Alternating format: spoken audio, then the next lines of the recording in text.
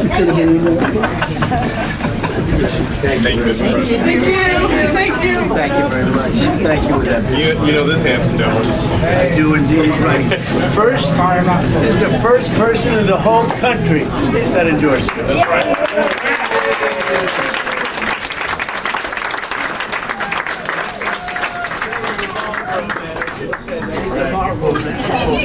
You doing okay?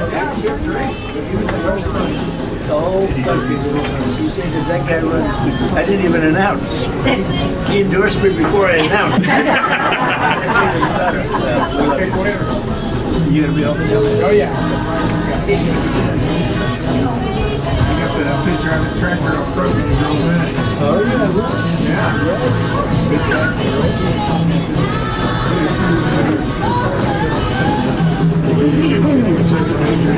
Oh good. Have a better standard. Thanks, Gary.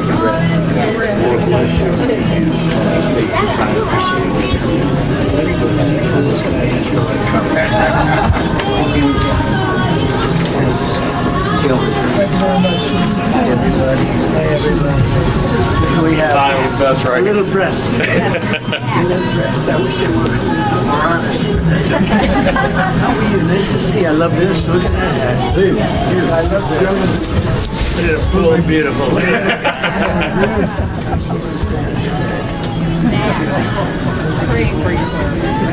Thank you. Thank you very much. See you later.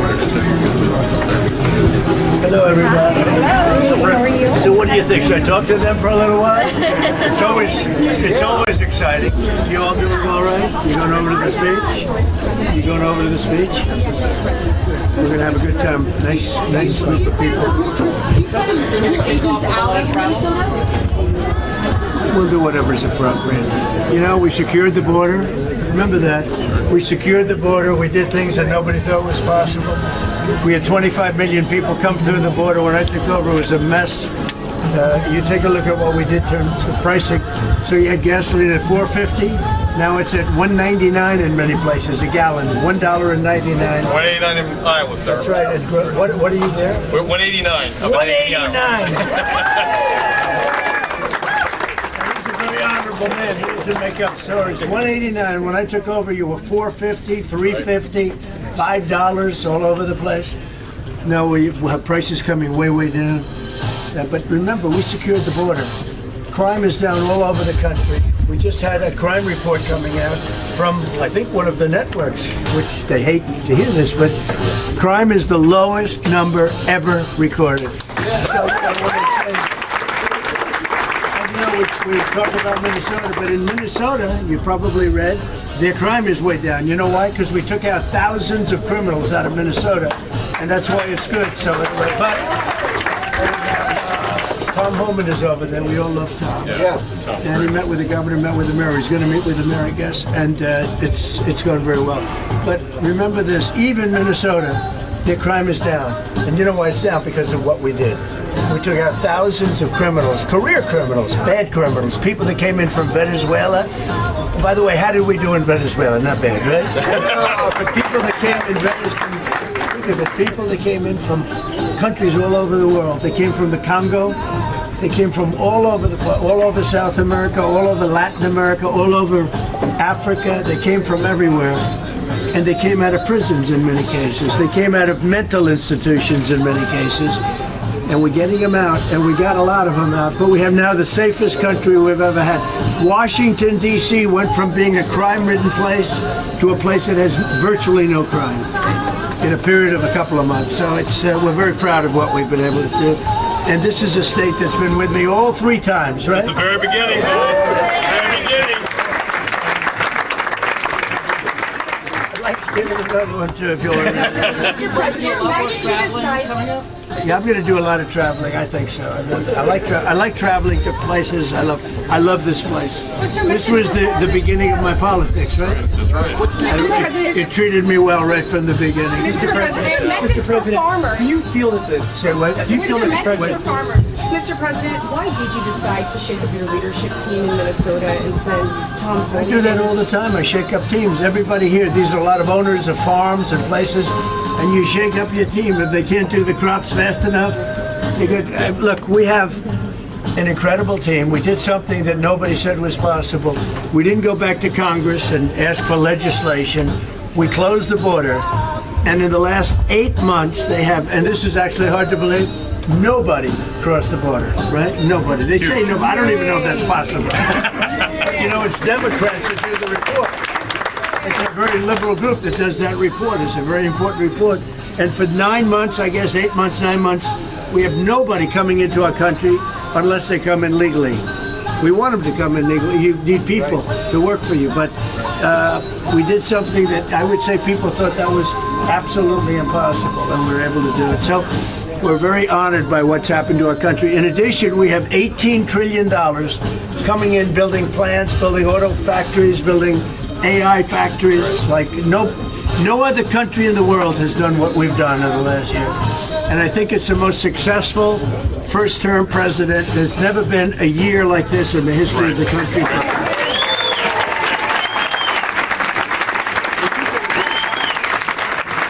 And he's been with me from the beginning, this guy. Make sure to take good care of him. He's been with me. Mr. President. So I'm going around, and I'm going around because hopefully we win the midterms. And it's very scary because, like, it's 2 out of 50 years or something like that. That's right.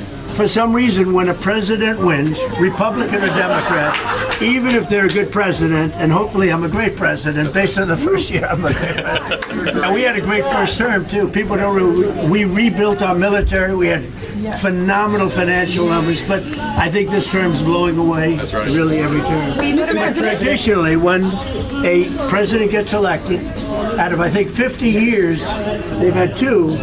That one, I don't understand it. We're gonna be the next. Had 2, so we have to, and one was by unusual circumstance. So there's something psychological. If you win the president, whether you're Republican or Democrat, with that being said, the polls look very good, everything looks very good.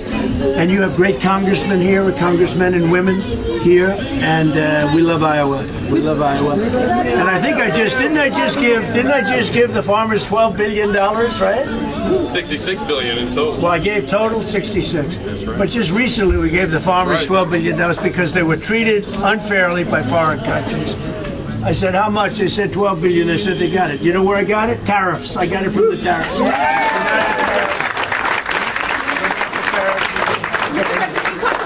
And again, most of these, we right now have more factories and plants being built in our country than we've ever had before.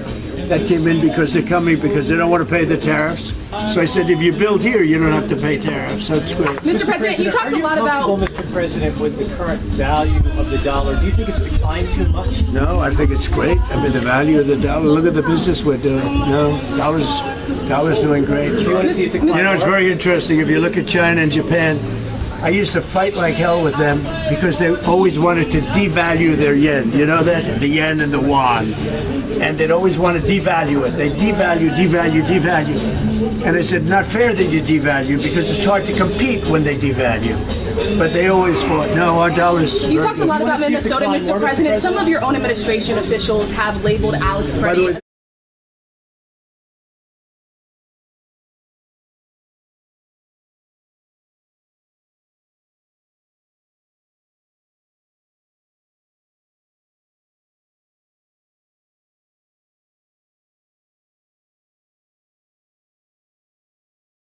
No, I want it to be just seek its own level, which is the fair thing to do. You could have it, I could have it go up or go down like a yo-yo. I'll give you an example, unemployment. I could create the greatest unemployment numbers or employment numbers ever. All I have to do is hire 3 million people and put them into the federal government, and you have 10 people, for one job, right? That's right. And what we've done is we've cut the federal employees, and they've gone to the private sector. But if I wanted, I could hire 1 million people tomorrow, put them in the federal government, and she'd be writing a story. Unbelievable employment. Unbelievable employment. Do you agree with the assessment? But we have great unemployment numbers. Yeah. I think they're great. Is there one number that's bad? Can you tell? Is there one number that's bad? There's not one. Do you agree with the assessment from some of your own officials that Alex Preddy is a domestic terrorist or an assassin? Well, I haven't heard that, but certainly he shouldn't have been carrying a gun. But hey, look, bottom line, everybody in this room, we view that as a very unfortunate incident, okay? Everyone, unless you're a stupid person, very, very unfortunate incident. I don't like that he had a gun. I don't like that he had 2 fully loaded magazines. That's a lot of bad stuff. And despite that, I say that's a very unfortunate. What do you think of some Republicans saying? You said that you are the de facto president of Venezuela. I don't know, maybe you were joking when you said that. Is the U.S. a de facto member of OPEC right now? Well, I'll tell you what, we are a very strong presence in Venezuela. We're going to get a lot of money for Venezuela. Venezuela has the largest oil reserves in the world, with the exception, I think, of our country. Yep. And it's bigger than Saudi Arabia. And we had a very strong moment with Venezuela a couple of weeks ago. And we are working beautifully with Venezuela. I will tell you, they're going to do better now than they ever did, than they've done ever at any point. And we're going to be making a lot of money for them and a lot of money for our country. We have a very good relationship with the leaders of Venezuela, and we're going to keep it that way. What are your plans, Mr. President? What are your plans for Cuba, Mr. President? Well, we're going to see what happens with Cuba. I don't know, anybody interested in Cuba in this room? Not too many people. This is not a Cuba room, but that's all right. There are plenty of them around, especially in Miami. And Cuba will be failing pretty soon. Cuba is really a nation that's very close to failing. You know, they got their money from Venezuela, they got the oil from Venezuela, they're not getting that anymore. We were talking about the polls earlier. Clearly your base is with you, strong and supportive. They're very stronger than, by the way, our base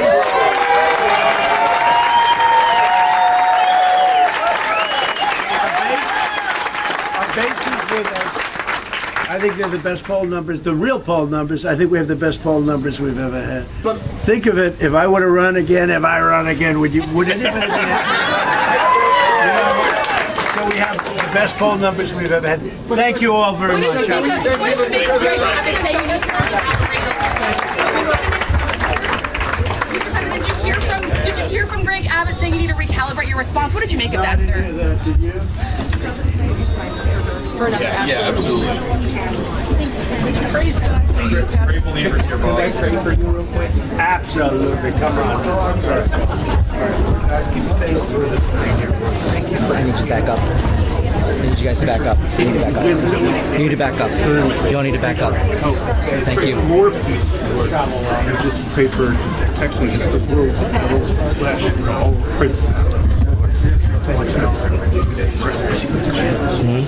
Amen. Amen. Praise God. Praise God. Right. Praise God for you.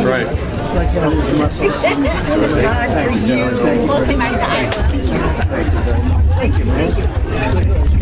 Oh, thanks. Thank you all. Great people here. Great people in Iowa. I hope you give them respect. I hope you give them that respect, because they are amazing people. This is what built the country. Whether we like it or not. Moving in the right Thank you all. Bye-bye. Yeah, I will.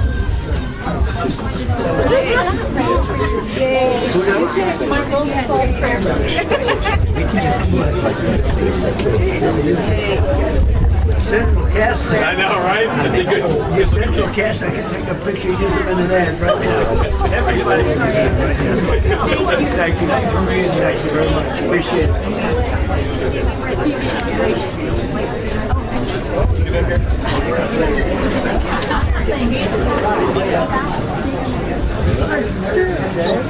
There we go. There we go. Wow.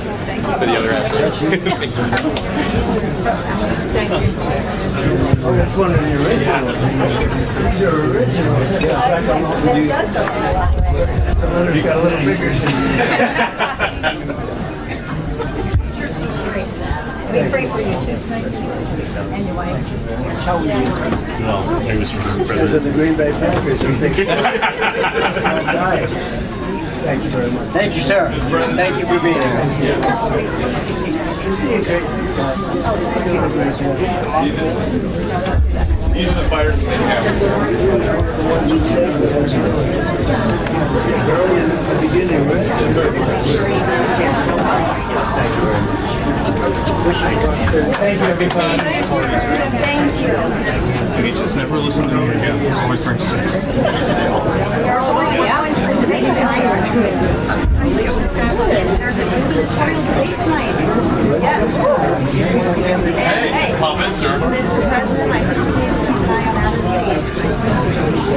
Adam Steed is a phenomenal governor. Yes, sir. And I'm worried about the state of Iowa for Minnesota. Adam Steed is the one that Adam Steed is the one that yes, he will be just like Minnesota.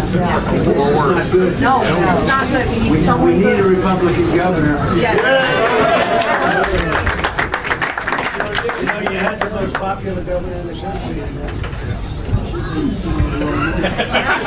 Sing with your president. Very, very much.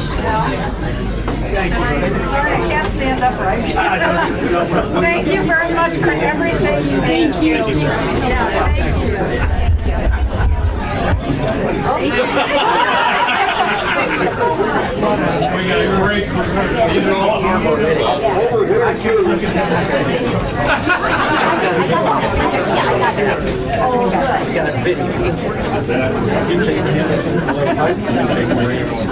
No, I didn't. I should have. I'm sorry. Thank you for all you do. I was impressed. At my best. Oh, you're for real.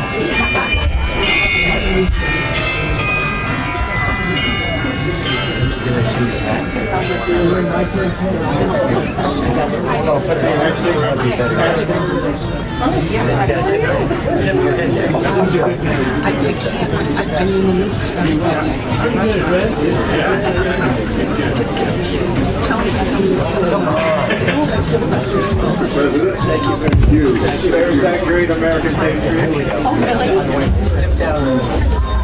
Okay, yeah, let me do that. And you should, I like you to talk to me.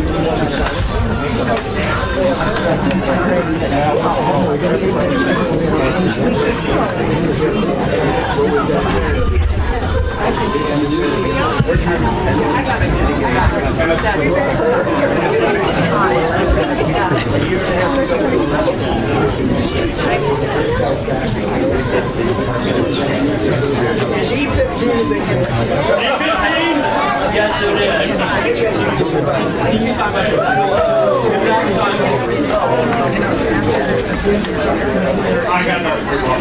I know that's hair's a mess. Typical thing. Oh no, my hair's a mess.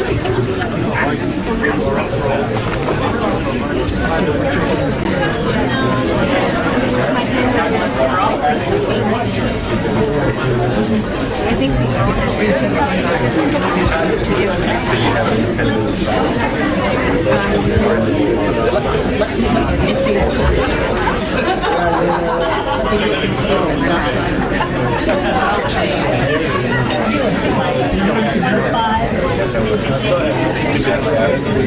Your biggest jury proud.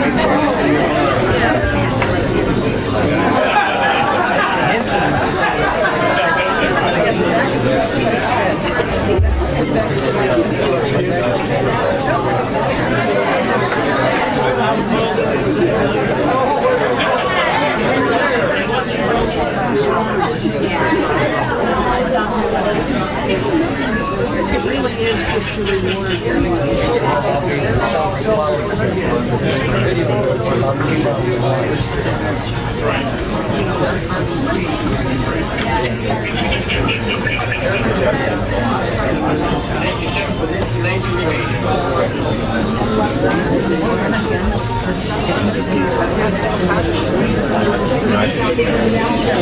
it's what it comes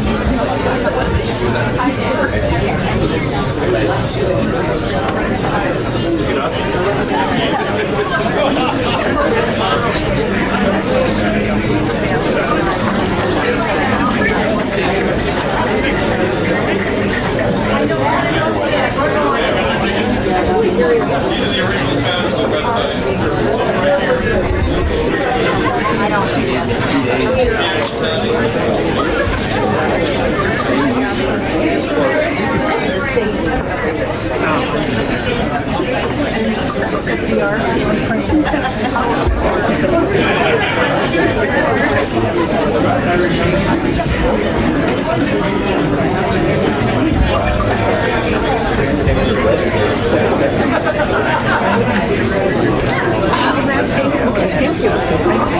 Thank you.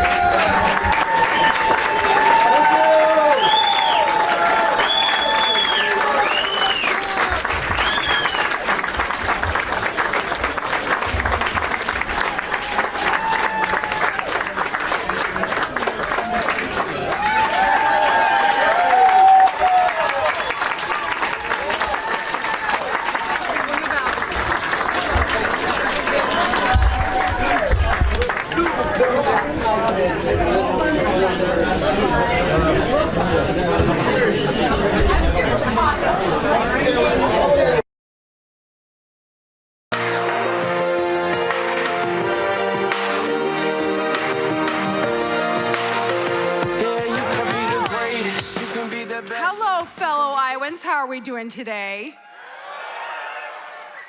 It is such an honor to welcome back to the stage today President Donald J. Trump. Are you excited to hear from him? We are so excited to have him back here in Iowa. And I can tell you this, when I first got out to Washington, D.C. and started working for Iowans out there, I think we all can agree we saw firsthand how destructive the policies that the liberals were pushing were for our country and for our state. That liberal agenda was higher taxes, open borders, more of that woke nonsense in our schools. Are you frustrated with all the waste, fraud, and abuse that we keep finding, right? Well, we're seeing it's running rampant, not just in the federal government, but in states like Minnesota, California, Illinois. And we are not done peeling back the curtain on all of that, are we? We have more work to do. So we know the liberals in Congress and in the Senate tried to pass this junk every day, and President Joe Biden's auto pen was ready to sign it, wasn't it? Well, let me state the obvious. Thank God we've got President Donald J. Trump back in the White House.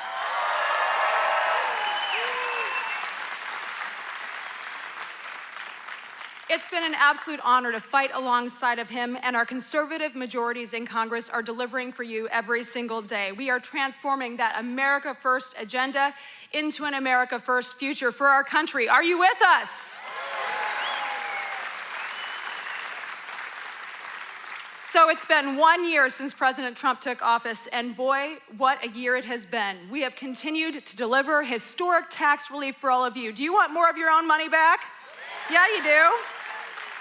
No more taxes on tips, no tax on overtime, relief on Social Security, secure borders and safer communities. Do we like that? And finally, we know this president has the support of our America farmers. Iowa farmers sent President Trump to the White House, and he will have your back, won't he? We know that. Ladies and gentlemen, we are just getting started. The fight to restore our country and usher in a new era of opportunity has only just begun. We need to keep cutting taxes for workers. We need to eliminate the waste, fraud, and abuse we're seeing that does nothing but drive up costs for all the rest of us. We need to protect Social Security and Medicare. We need to lower health insurance premiums for everybody. We need to focus on prescription drug prices, get those down. And we need to make sure, again, we're standing up for Iowa's farmers and our agriculture community. So we have so much more to achieve to keep making America great again. And that is why I am running to be your next United States Senator. And I'm proud to have the endorsement of President Trump to get that done. Thank you. So with this president back in the Oval Office and strong conservative majorities behind him, we have a once-in-a-generation chance to finish the job we've started and rebuild a country that works for every single Iowan and every single American. It has been the honor of my life to serve Iowa, and I would be honored to earn your vote for the United States Senate. So thank you so much, and let's give it up for the president. He'll be out shortly. Thank you.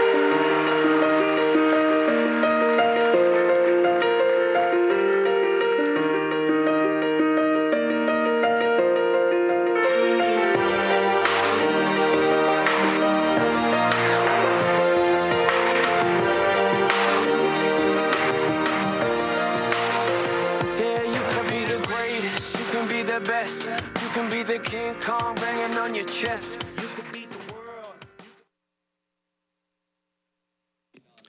Ladies and gentlemen, please welcome to the stage Congressman Zach Nunn.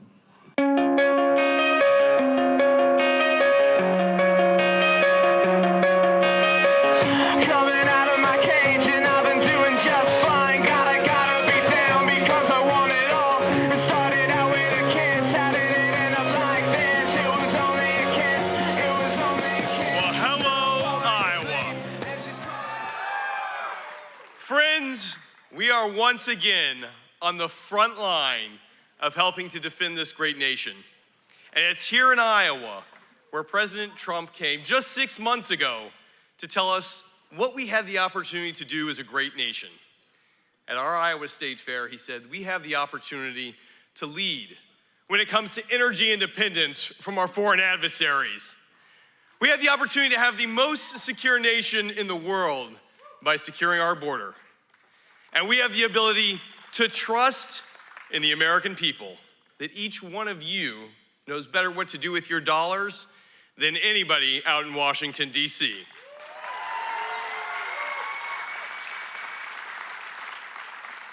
Iowa, it's a privilege to get to fight for you in Washington because we are taking what works in Iowa right to the nation's capital. And we've been able to deliver time and time again with an incredible delegation with folks right here at home who are giving us some of our best examples. Tragically, we lost two incredible Iowans who were defending our country on the front line. Brothers who serve with me in the National Guard. Members who put their well-being second to defending our nation abroad. To all of our military members, to all of our veterans in this audience, thank you for your fellow service and sacrifice.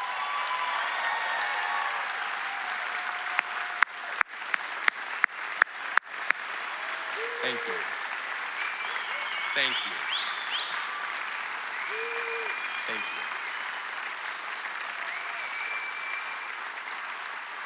you. We have that same responsibility today, whether it's in a barren desert in Syria or whether it's right here on the home front, to defend what still matters, to defend our constitutional rights, to defend our families, to stand with our communities. And here in Iowa, we've been able to deliver on that.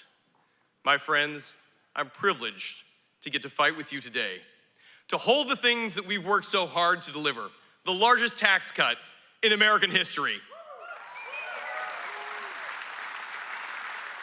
the most secure border the U.S. has ever known, 10 million down to 0.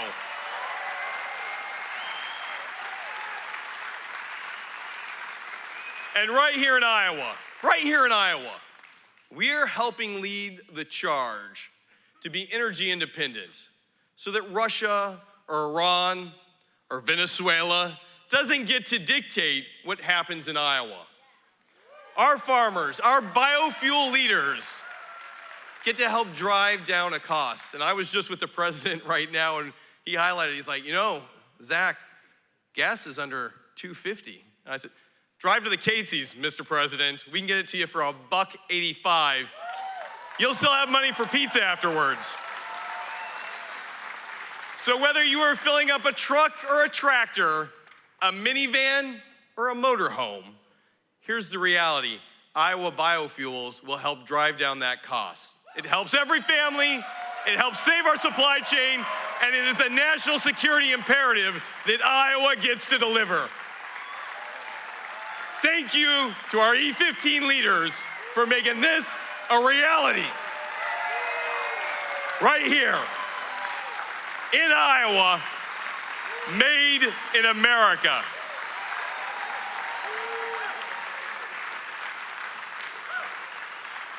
Now, Iowa, you have a great delegation, and I am privileged that I get to serve in the most fairly drawn district in America.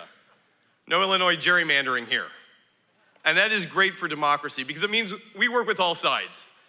And I'm proud to be one of the most bipartisan members of Congress, but what I'm really proud to be is somebody who delivers for Iowans because Iowans have given us the ability to take what we do best here and help lead the nation as a best practice, but also as a beacon of hope, because what we've been able to establish truly can be something that every American can look to and say, I'd like to be a little more like Iowa. So as we kick it off here, it is only fitting that the president, in his first year in office, leads the charge of what is great about America by coming right here and sharing it with us. Guys, we're gonna keep fighting rural housing, adoption. We're working with Melania. She's got a great film coming out this week. Make sure you check it out. I'm proud to be working with her on our adopted foster process, but most importantly, I'm thrilled to be taking what works here to Washington with your help. We've got to fight. I'm asking for your help. The 3rd district alone is one of the most competitive districts in the country, and if we don't have this, I'm gonna tell you what's gonna happen. We're gonna lose our majority. And on day one, Hakeem Jeffries, or maybe Nancy Pelosi again, we don't know, is gonna call for President Donald Trump's impeachment. And on day 2, he's gonna take all the great things we've done here and raise our taxes.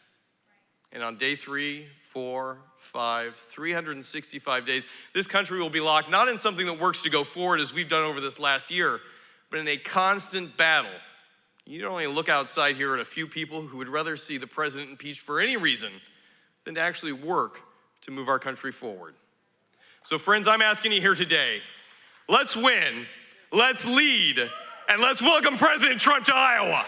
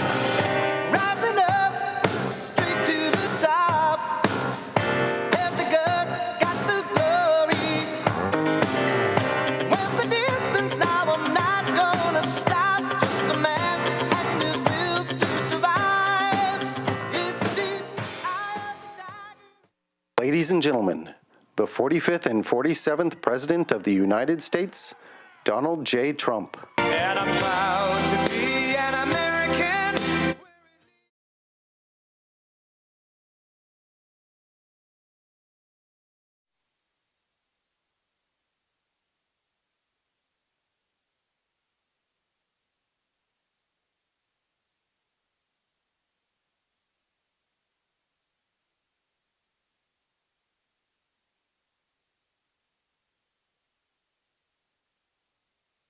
Ladies and gentlemen, the 45th and 47th President of the United States, Donald J. Trump. And I'm proud to be an American, where at least I know I'm free. And I won't forget the men who died, who gave that right to me. And I gladly stand up next to you and defend her still today. 'Cause there ain't no doubt I love this land. God bless the USA.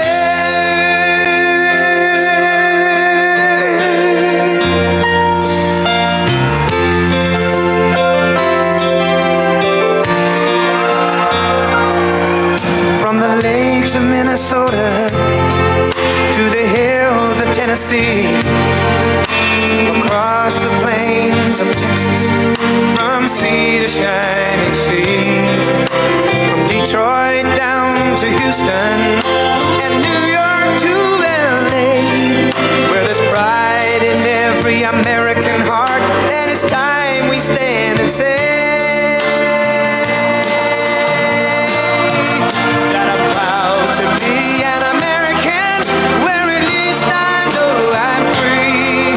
And I won't forget the men who died, who gave that right to me. And I gladly stand up next to you and defend her still today. 'Cause there ain't no doubt I love this land. God bless the USA.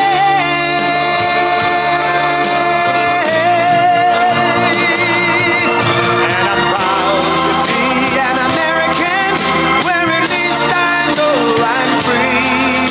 And I won't forget the men who died, who gave that right to me. And I gladly stand up next to you and defend her still today. 'Cause there ain't no doubt I love this land. God bless the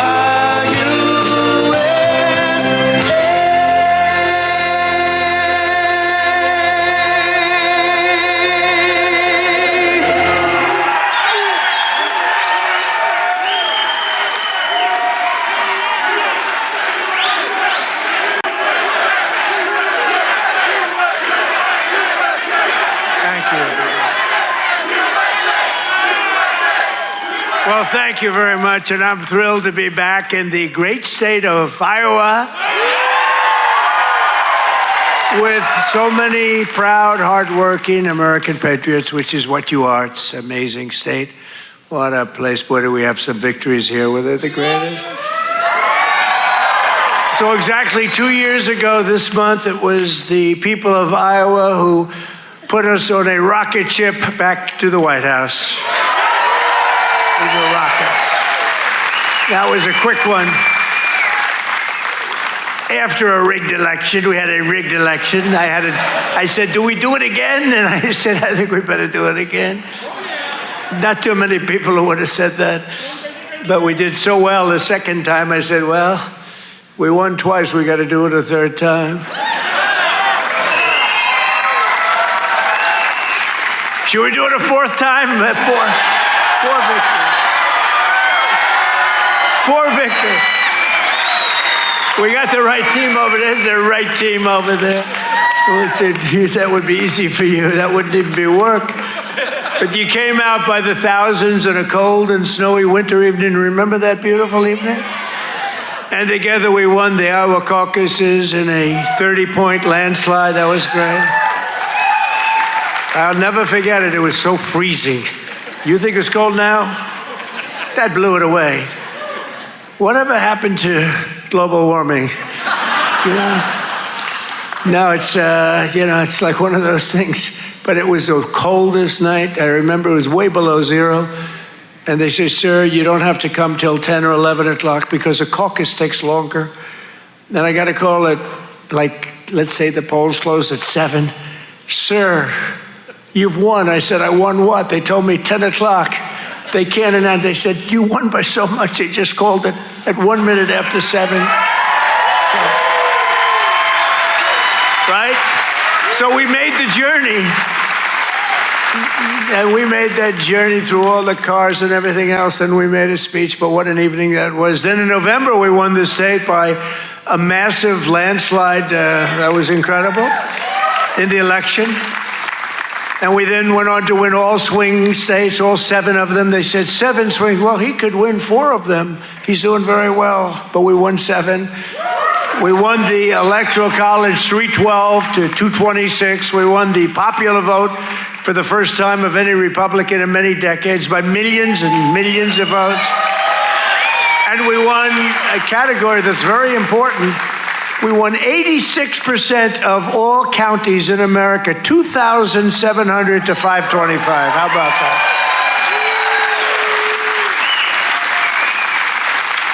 Other than that, we didn't do too well. So now we're back where it all started to celebrate the greatest first year of any administration in American history. They say that. Even the radical left is saying, we did a lot of things. 12 months ago, Joe Biden handed us a mess. We inherited the legacy of record high inflation, the highest inflation in the history of our country. They say the fake news, that's a lot of fake news. No, the fake news said it's 48 years. I remember recently I said the highest inflation, the worst, I believe this, by the way, worst in the history of our country. They said it wasn't the worst. It was 48 years. I said, that's okay, too. Somehow that sounds even worse than when you say the history, right? 48 years. I accepted that, but I think it was in the history. A mass invasion of our border in our country was being laughed at all over the world. We were being laughed at. We were a joke. We're not a joke anymore.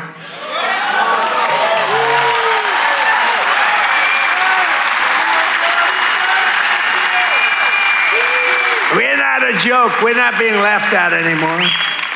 But today, just after 1 year of President Trump, our economy is booming, incomes are rising, investment is soaring, inflation has been defeated, our border is closed, totally closed.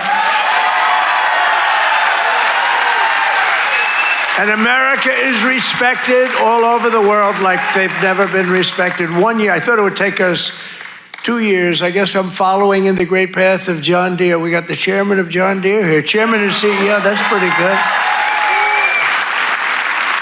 I even signed a John Deere hat for him. He said, I'm going to put this in the museum. I said, that's good.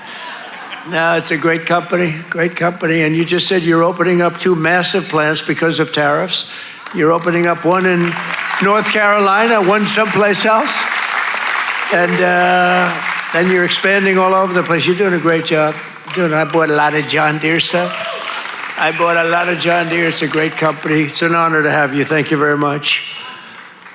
This has been the most dramatic 1 year turnaround of any country in history in terms of the speed. I really thought it would take us 2 or 3 years to do what we're doing. You know, we're the #1 country anywhere in history in the world, anywhere in history for investment coming into the country. And it's amazing. And it's because of tariffs. And it's also because of the fact that we had such a tremendous November 5th. That November 5th brought spirit back to our country, came back.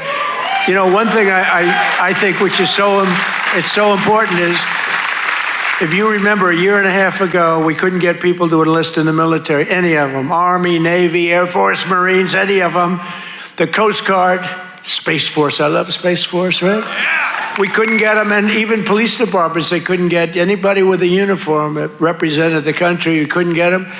And today, we have the single greatest recruitment numbers in the history of our military. The police forces are loaded. Law enforcement is loaded up. And everybody wants to be a policeman, a fireman. They want to be in the military, any branch. I mean, we literally, they couldn't get them. A year and a half ago, nobody wanted to be in the military. Now everybody wants to be in the military. It's an amazing thing that's happened, an amazing turnaround. And all because we have a president who does something very simple, puts America first, right? Right?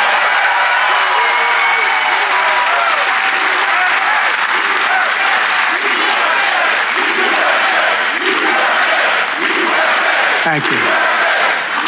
So under my leadership, economic growth is exploding to numbers unheard of. They've never had them before in recent times, and now And we're just getting started. You know, the great, big, beautiful bill, which is no tax on tips, no tax on overtime, no tax on Social Security for our seniors. Do we have any seniors in here? Do we have any seniors in here?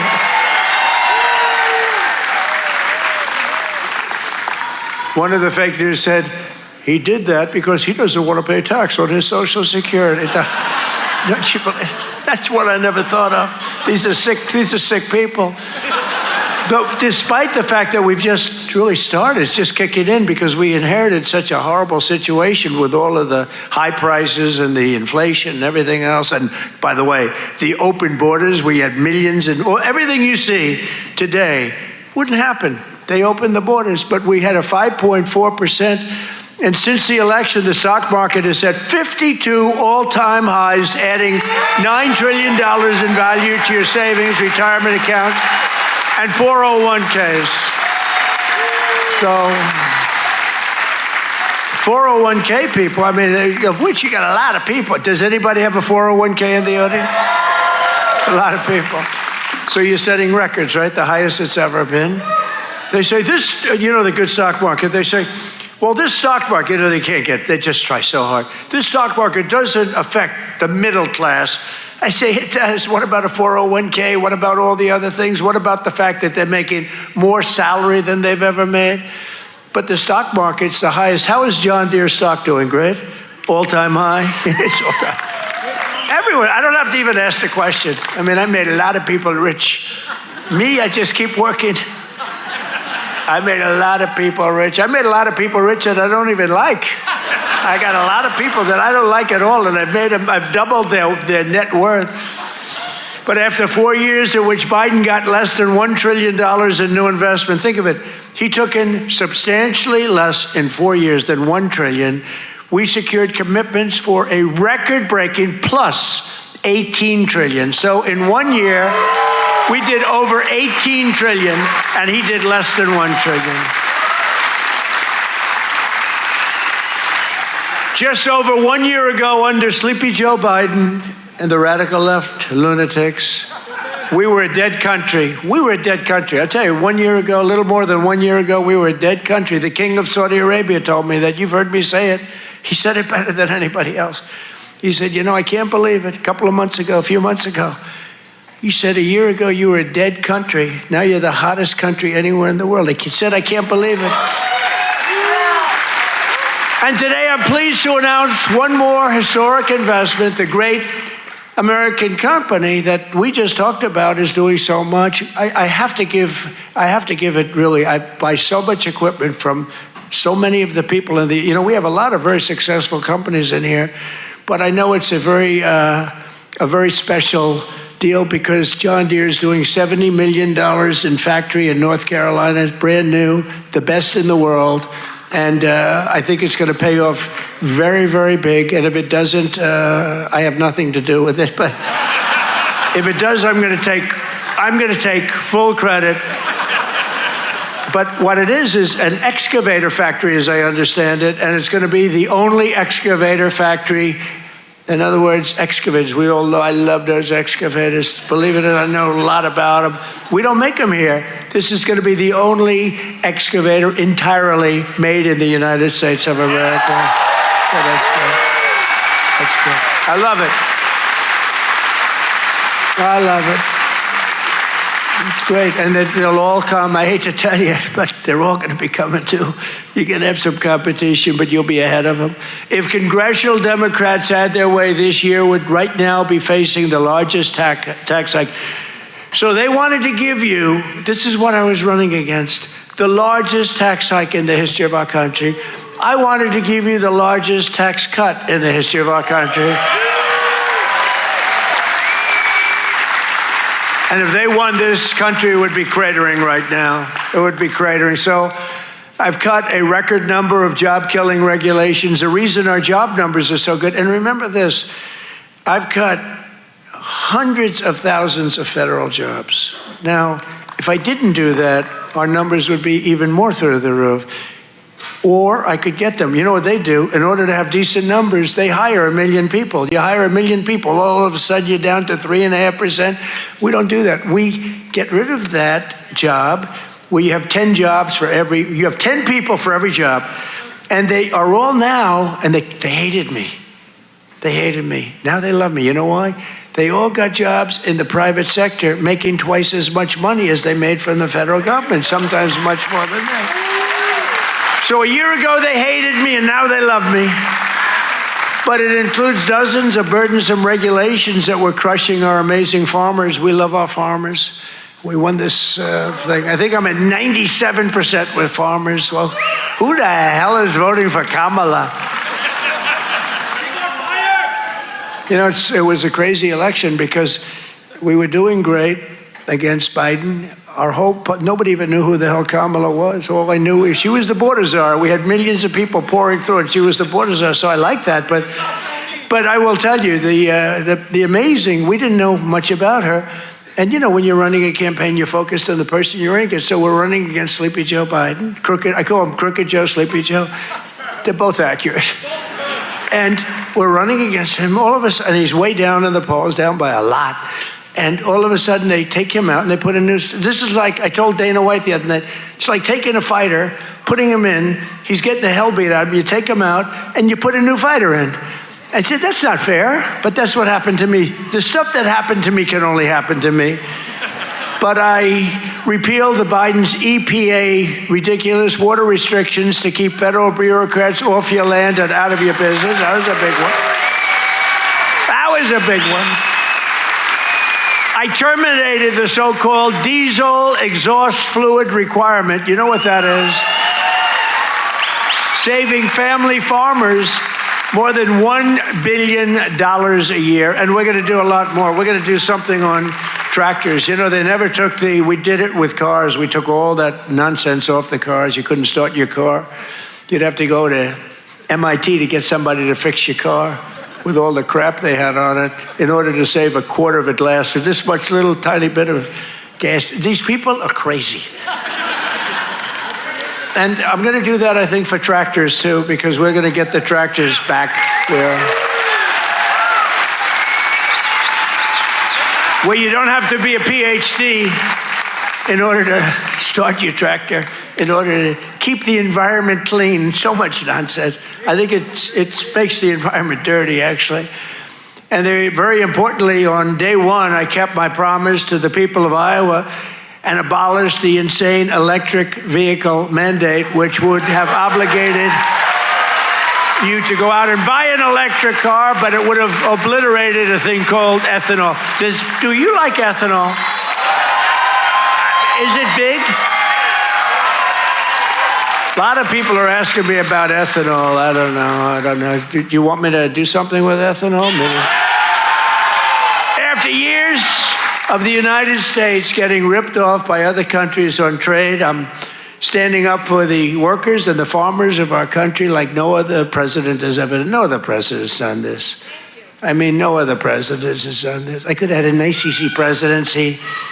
I'd probably have this little piece of ear back, you know? Could have it, and I wouldn't have to listen to lunatics like this up there. I wouldn't have to listen, and then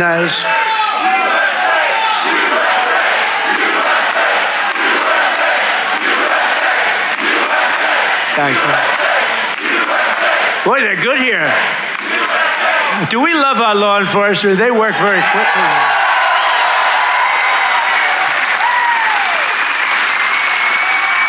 But under Sleepy Joe, we had the largest trade deficit in world history. But in 1 year, I've slashed our gaping trade deficit by a staggering 77%. How about that? What about that? That's pretty good, right? 77. Nobody's ever seen that. You know, if you slash your trade deficit by 1%, you're like a genius. They say, oh, he's very electable. He's not so electable. I did 77. I did something else, favored nations on drugs. We now are paying the lowest price anywhere in the world for drugs. In other words, we're matching favored nations. It's called most favored nations.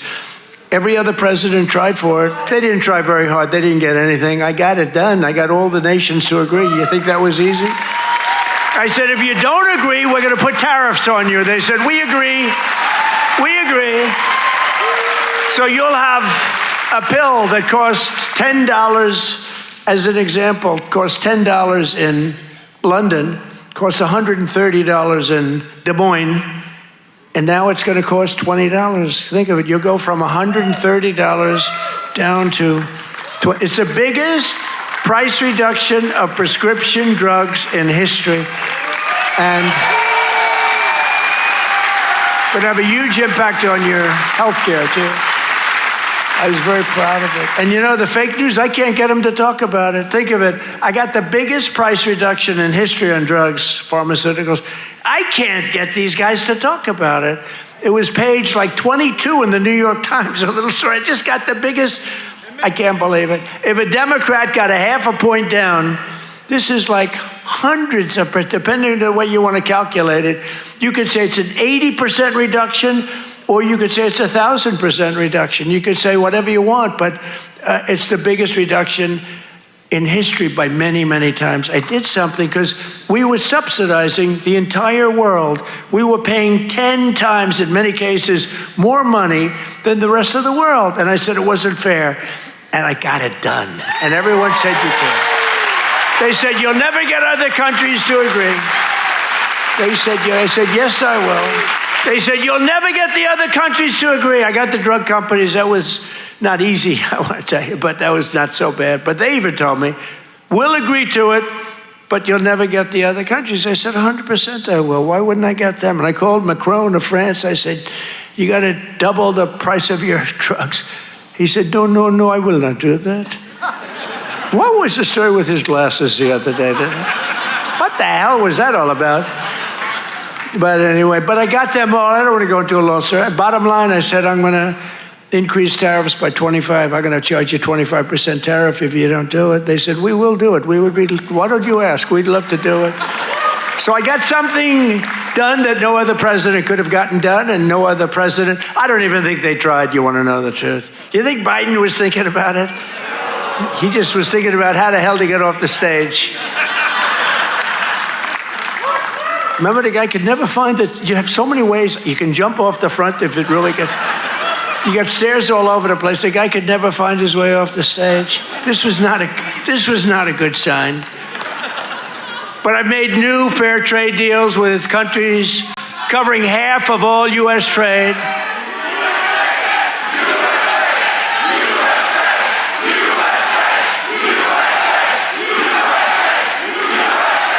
You do know they're paid agitators, right? They're paid. They get paid. You know, do you ever see their signs? You know, we used to have protests and you'd have guys making a sign in a basement. These are all paid agitators. That's all they are.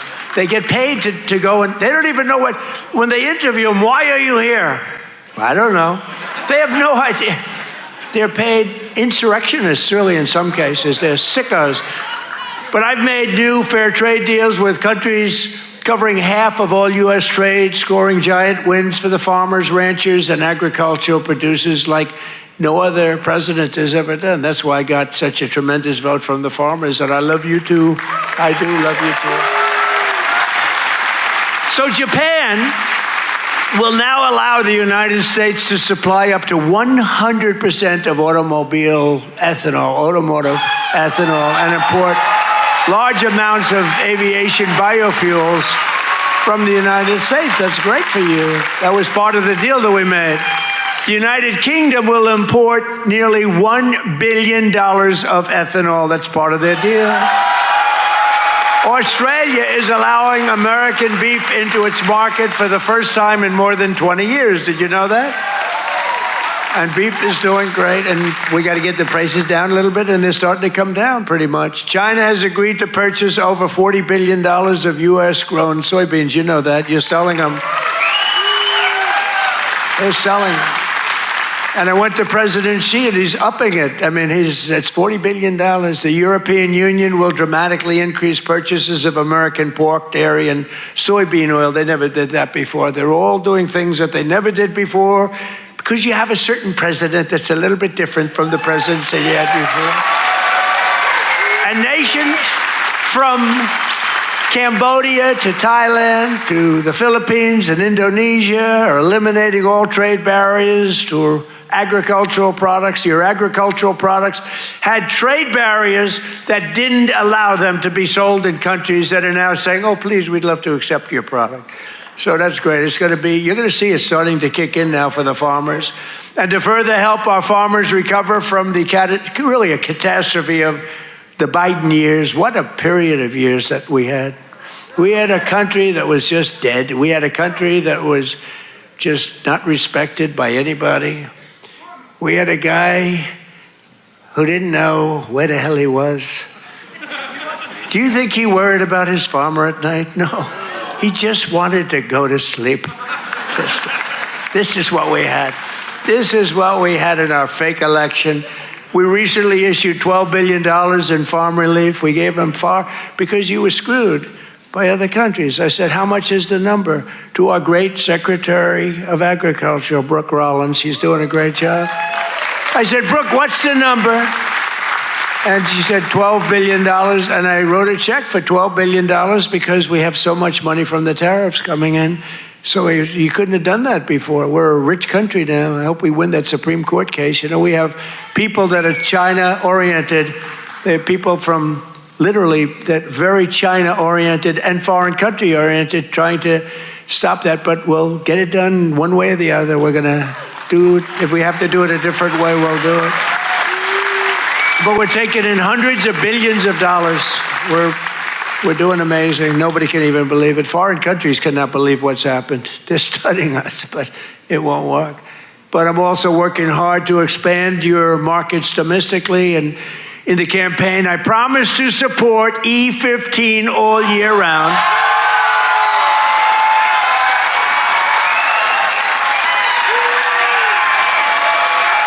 Yes? Yes? Should I do it, Kaufman? Should I do it? I did. I promised E15 all year round if I get elected. And I want to let you know, and we'll start right now. I was going to put out a statement a week ago. I said, hold it.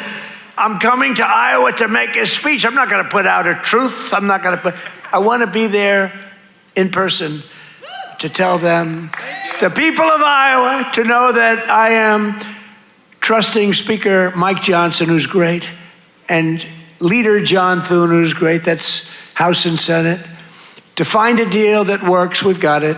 For farmers, consumers, and refiners, including small and mid-sized refiners. In other words, to get E15 approved, and they're working on it. They're very close to getting it done. So I just want to let you know that. Right?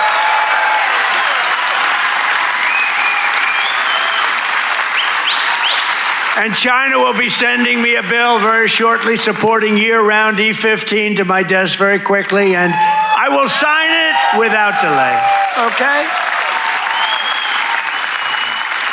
I hope you remember us for the midterms. You know, the worst thing about the midterms is the fact that no matter what happens, the people that win the presidency, you win even if you're a good president. I think we had the best first year of any president ever, maybe they say. But even if you have any great, it's like in the last 50 years, they've won it twice. Can you believe it? If something happens, there's a screw turns with the voters. So even if it's a Democrat or Republican, whoever wins the presidency has a hard time with the midterm. If we lose the midterms, you'll lose so many of the things that we're talking about, so many of the assets that we're talking about, so many of the tax cuts that we're talking about. And it would lead to very bad things. We got to win the midterms. I mean, I'm here because I love Iowa, but I'm here because we're starting the campaign to win the midterms. We got to win the midterms. That means Senate, and it means House. Got to win them. It's crazy. You know, you think it would be like a 50-50 deal or something. It's like, for some reason, and this is Democrat too. Democrat wins the presidency. For some reason, they lose the midterms. Now, maybe they don't campaign as hard because they've I don't know, but I campaign hard. We got to win the midterms. So remember that you got to get out and you got to vote. The midterms are very important. We're gonna really work hard on winning the midterms. We have great candidates. Again, Senate and House. We have great candidates. We got to win them. And we have candidates that rule with common sense, not this craziness. You know, we're not going to be supporting transgender for all, men and women's sports, open borders. Open borders. The worst is open borders because, you know, I take care of things, and, you know, inflation I had to beat very quickly and all, but this open border thing, you know, it's a lot of work. You're taking criminals in that they allowed into our country where the jails are opened up. Remember, the jails, the prisons all over, from all over the world, they're opened up. The Congo, all over South America, Venezuela, they opened up their jails. We got to get them out. I mean, it's really, really, we can never forget what that group of morons did to this country. We can never forget.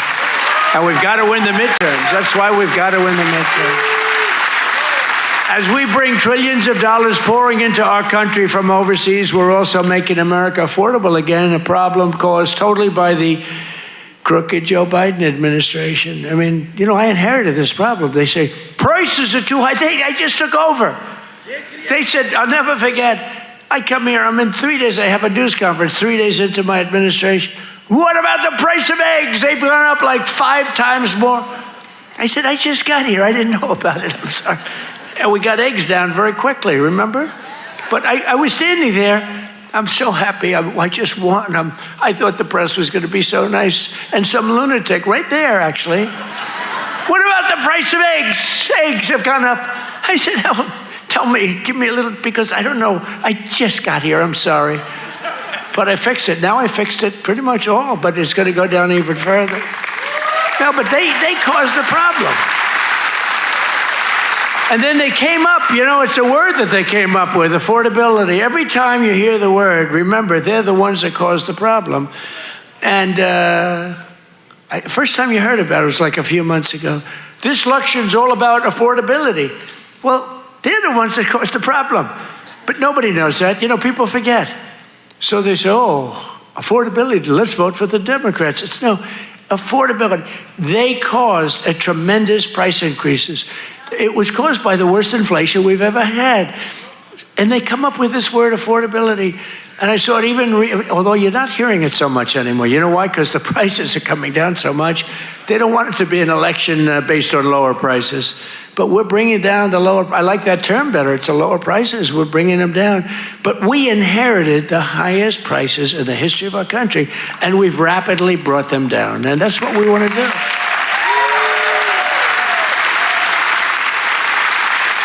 Did you ever see them where they're being interviewed? This will be an election on affordability. And I say that, but they never talk about it after, that's all they say. They just say affordability, but they never do anything, Mr. Chairman, right? They never say, they don't talk about what do they mean. So everyone says, you know, look, you people are doing a lot of things. You're not into politics that much, although you like it, you like Trump, but you're not into politics, but you're not gonna go back and examine. All you know is, oh, therefore, I guess that means they did a good job.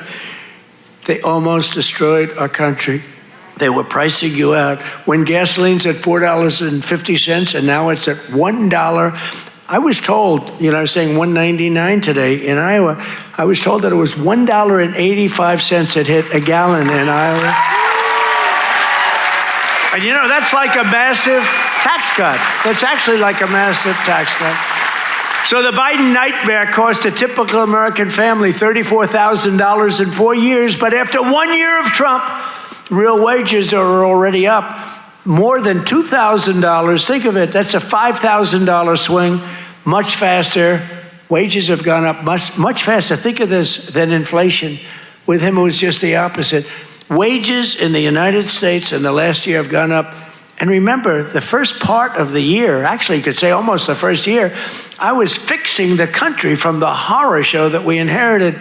Grocery prices, airfares, hotels, car payments, and rent prices have all come down, and they've come down very fast. And thanks to our tax cuts, millions of Americans will soon receive record-setting tax refunds, an average of more than $1,000. Think of that. $1,000 compared to last year. $1,000 just in what you're going to save with some of the tax cuts. And that number goes up exponentially over the course of 4 years. So it's amazing. It's called the Great Big Beautiful Bill.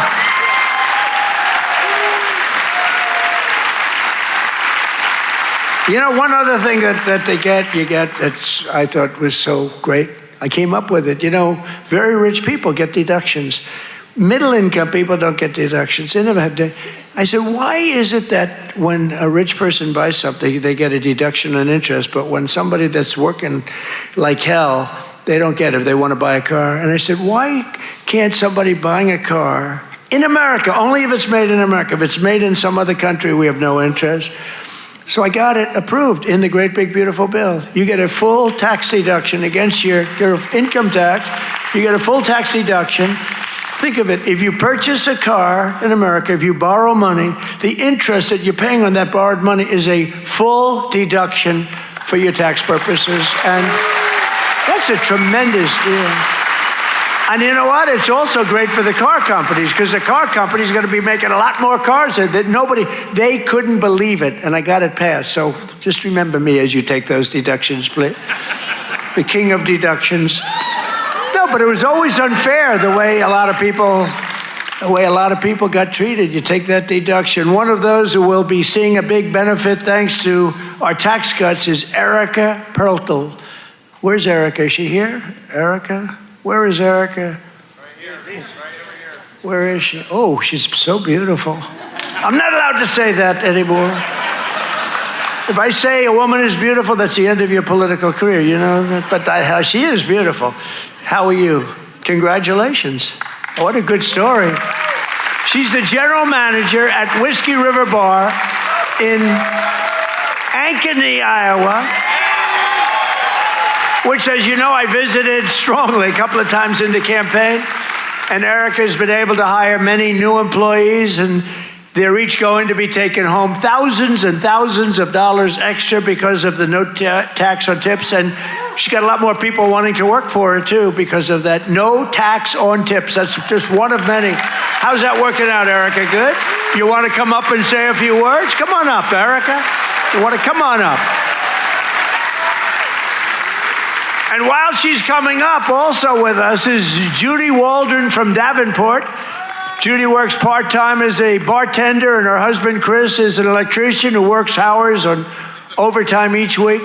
Their family is going to save thousands of dollars on no tax on overtime and no tax on tips, which they'll use to prepare for retirement. And I want to thank you, Judy. Where's Judy? Come here. Where's Judy?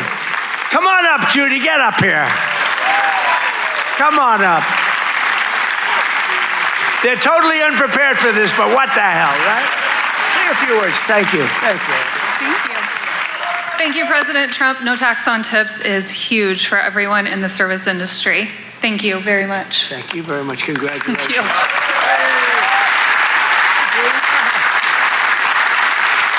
I would just like to say the same thing. Thank you very much. We appreciate it. Thank you very much, Annie. Good luck. Thank you.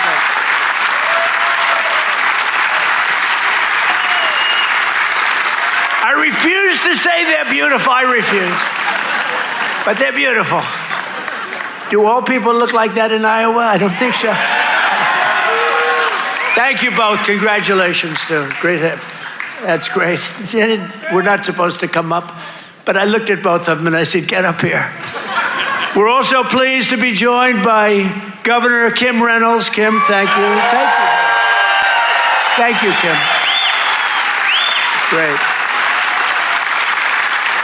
A man who's become a real star, Treasury Secretary Scott Bessent. Scott.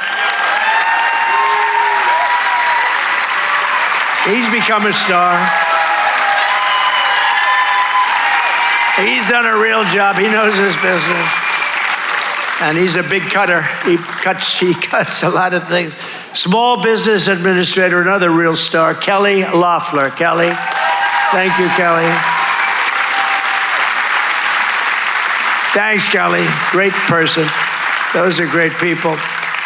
Also with us are Representatives Ashley Hinson. These are people running for office. We have to vote them. Randy Feenstra, Marionette Miller Meeks, and Zach Nunn. I want to thank you. Thank you.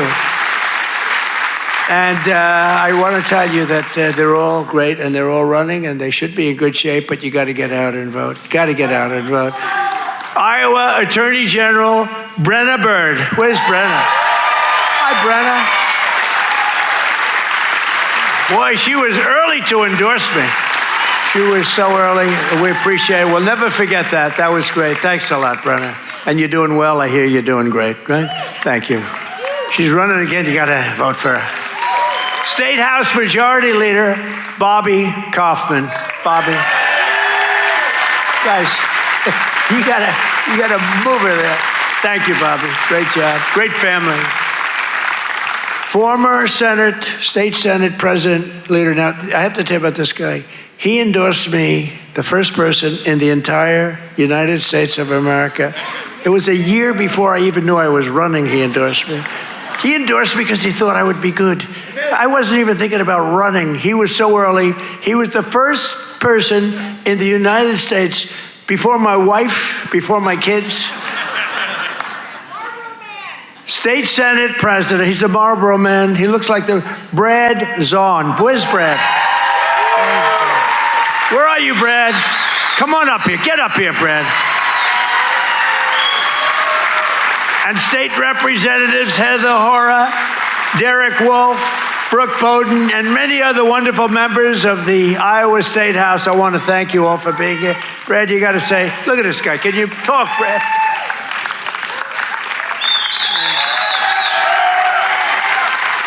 Well, it's an honor to be here.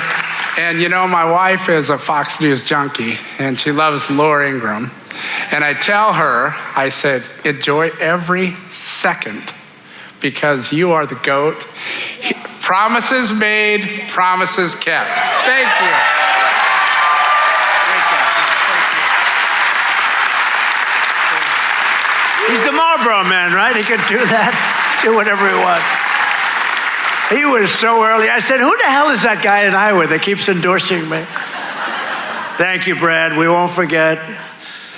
The Trump administration has done more in 12 months than most administrations achieve in 4 years or 8 years. We've done a lot. I've recently introduced my plan to repair the damage of the Unaffordable Care Act, the worst disaster, which now costs many families more than a mortgage. If you look, a number came out, it's a bigger cost than a mortgage, and it's bad health care. Obamacare was created to make insurance companies rich with government subsidies. I want all that money that gets paid to the insurance companies to get paid directly to the people. That's all I want. So that you can buy better health care at a lower cost. The problem is the Democrats don't want to do that because they are owned by the insurance companies. So they say, oh, we don't want to do that. I want the money to be paid to the people to go out and buy their own health care. You'll buy much better health care. You have a lot of money left over. And I'm also making it a lot easier to buy a thing called a house, the American dream. Last week, I signed an executive order to ban Wall Street and large institutional investors from buying up all the single-family homes in America. Because we don't want America to become a nation of renters, and that's what they forced happen. I mean, you have these companies, they own 5,000 houses, 20,000. One has hundreds of thousands of houses. We don't want that. We want people to be able to buy houses. At the same time, I want to keep the value of the house very high of those people who already own a house. We're not forgetting about them because they don't necessarily match those two things. You know, we get the prices down. Well, what does that do? Very important to me, more important to me, is, you know, people have become rich by owning their home. We're going to keep them nice and rich. Is that okay? You know, nobody, I'll bet you've never heard that before, right? But people own a home, and for the first time, their home, it's a certain, we're not going to bring that price down. I want to say, let them be rich. But we're strengthening Fannie Mae and Freddie Mac that you've heard about, and in the last 12 months, those institutions have supported over 22,000 Iowa families in purchasing or refinancing and saved over 3,000 Iowa families from losing their homes. We've come out and really helped a lot of people keep your home. And despite a bad Fed chairman, a guy that has no, we call him too late. He's too late. Jerome Too Late Powell, he's too late. He wasn't too late before the Democrats on the election, then he was too early. But he wants to keep rates as high as possible. Despite that, we've driven rates down. You know, when you're really good, you can get them down despite everything, because ultimately it just sort of follows nature. Mortgage interest rates are now at the lowest level in 3 years, and new mortgage applications are up 30%. By the way, when we have a great Fed chairman, I think we're going to have one, I'll announce it pretty soon, you'll see rates come down a lot. And refinancings are up 100% compared to the end of the Biden term. Up 100%. We're also working tirelessly to bring back a thing called law and order. You know, there was a time.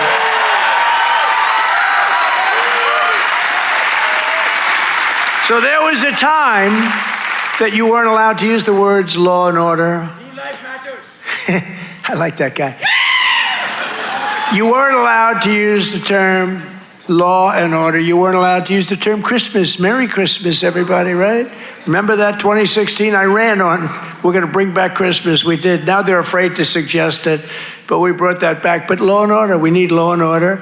And we have the lowest crime rate now in the history of our country. That's good, but we'll do even better.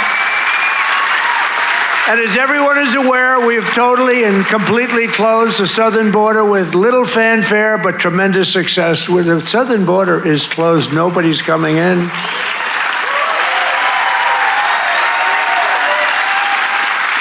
That's right, nobody is able to come into our country except for those that come in legally. We want to have people come in legally. We need people to come in legally, but they have to show that they can love our country, not hate our country. They have to show that they're not going to blow up our shopping centers, blow up our farms, kill people. They're coming in legally, but they cannot come in unless they come in legally into our country, and we're letting some great people come in. They have to show that they can love our country. They have to be proud. Not like Ilhan Omar. Did you see that wise guy? You know, she's always talking about the Constitution provides me with the following. You know, the Constitution, she comes from a country that's a disaster. So probably it's considered, I think, the worst. It's not even a country, okay? It barely has a government. I don't think it does. They go to one thing, pirates. But they don't do that anymore. You know why? Because they get the same treatment from us as the drug dealers get. Boom, boom, boom.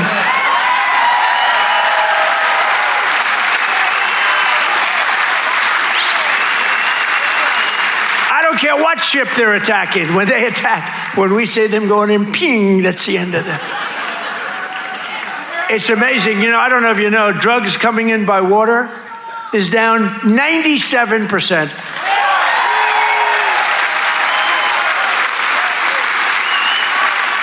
And we're trying to find out who the other 3% is, because we consider them the bravest people in the world. Who the hell are the 3%? But it's down 97%, and now we're taking them down on the land. The land is much easier than the sea. You had to do the sea first, but the sea is done. We haven't exactly helped the luxury fishing business, I would say. Would you like to go fishing? No, thank you. I'd rather. Let's go deep sea fishing today. Let's go on a little boat, deep sea fishing. Sorry about that. But it's down 97%. We've done a job. I'll tell you, we've made our country respected again.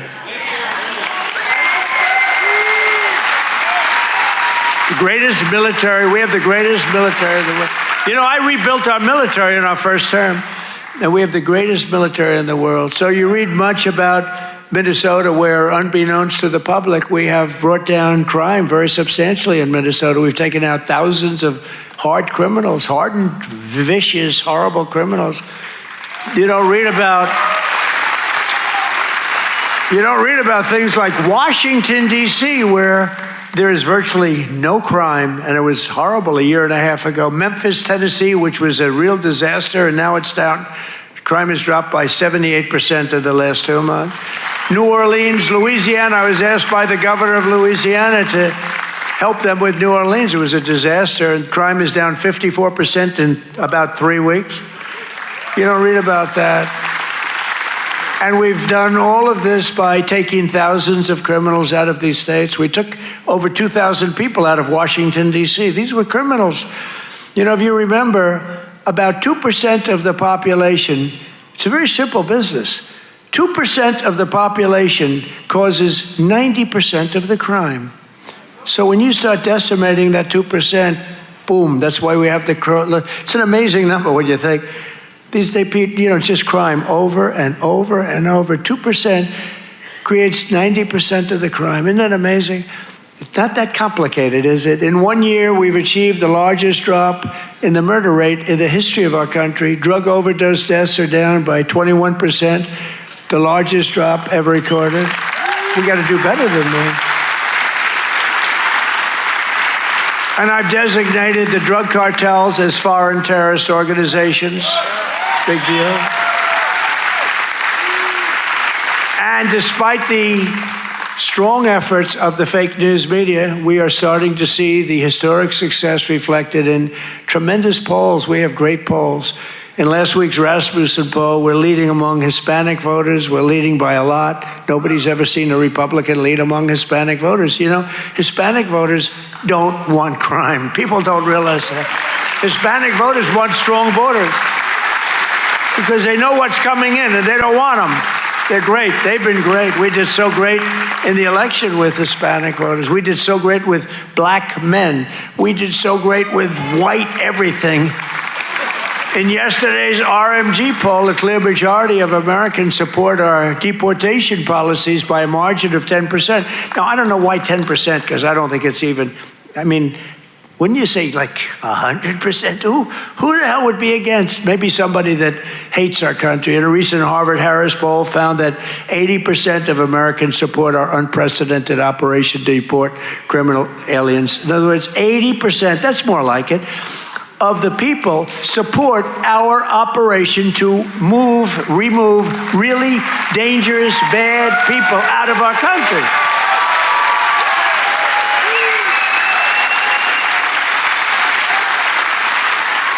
And in a Reuters poll that just came out, Republicans are leading on the economy by a lot and leading on immigration by a lot, and the crime, they're leading by a real lot, by almost 20 points. And in Real Clear Politics average net approval, the Republican Party is more than 10 points more popular than Democrats. And I don't even understand that. How can 10 points is considered a lot? But to me, I mean, how is it 10 points? Well, we've done all these things. They've done only destroying our country. They are destroying, they would destroy. I'm telling you, if Kamala won, or any of them, I think Gavin Newsom is worse because, I mean, he's destroyed California. If they win, that group, that ideology wins, you will be Venezuela on steroids. And I've said it for years. And you know what? They will destroy our country. The country would have been destroyed already. We're fully rebuilding the U.S. military with more than $1 trillion we're spending on the military. And in June, we obliterated Iran's nuclear capacity in Operation Midnight Hammer. You saw that. People have been waiting for 22 years to do that, and we were right at the end. They were about a month away from having a nuclear weapon. We had to do it. And by the way, there's another beautiful armada floating beautifully toward Iran right now. So we'll see. I hope they make a deal. I hope they make a deal. They should have made a deal the first time they'd have a country. And just weeks ago, at a spectacular operation in Venezuela, we brought the outlaw dictator Nicolas Maduro to face American justice.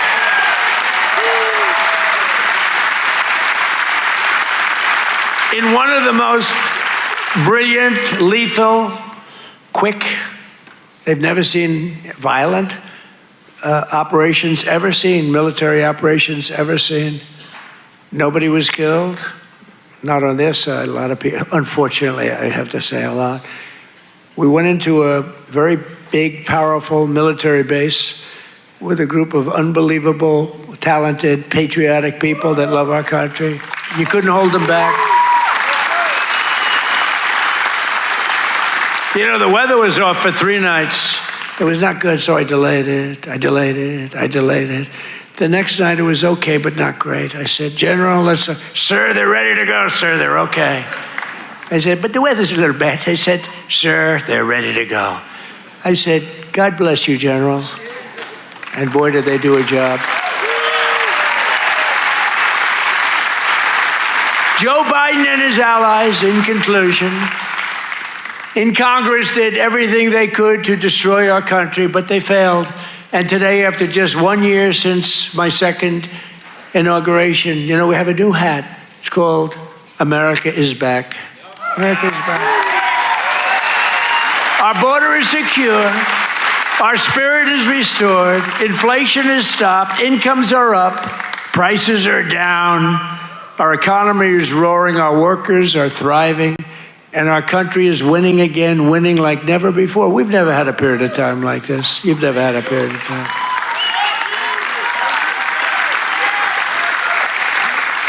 I just left a great group of people from Iowa, and half of them were crying as they talked to me. I don't think they were crying because I'm doing a bad job. You know, in theory, you'd cry if you do a bad. They were crying because I've done a good job.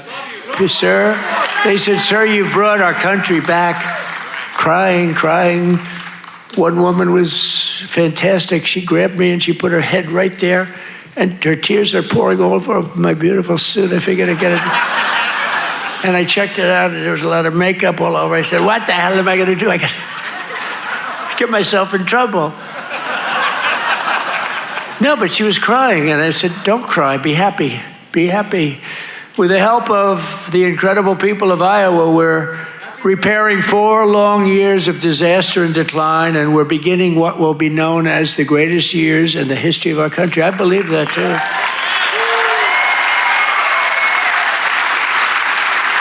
We are entering a period that will be called the golden age of America. That's what's happening. So together with all of you, and you were with me from the beginning, all 3 times we won by a lot. I don't know if you remember, but before I got involved, this was really a Democrat state. You know that. I don't want to bring it up. And then I came along, and it wasn't a Democrat very long, and our great chairman did such a good job. Boy, oh boy, oh boy, you could do anything. I've offered him, come to Washington, take any position. But he likes it. He just doesn't want to leave. I think he just wants to stay in Iowa. I don't blame you, but you are fantastic. But we've won all 3 times by a lot. But this until we came along, this used to be a Democrat state, and then we turned it. Barack Hussein Obama, have you heard of him? He won both times, didn't he win both? He won twice, you know. Barack Hussein Obama, wonderful president, really brought people together, didn't he? But Barack Obama won twice, you know, and so everyone said, well, Iowa, you know, they had this down as not winnable. And we won in a landslide. 3 times we won in a landslide. So. Together with all of you, the citizens from all across this incredible, beautiful land, we will make America powerful again. Oh, we've done it. We will make America wealthy again. We will make America healthy again. That's happening. We will make America strong again. We will make America proud again. We will make America safe again. And most importantly, we will make America great again. Thank you, Iowa. Thank you. Thank you.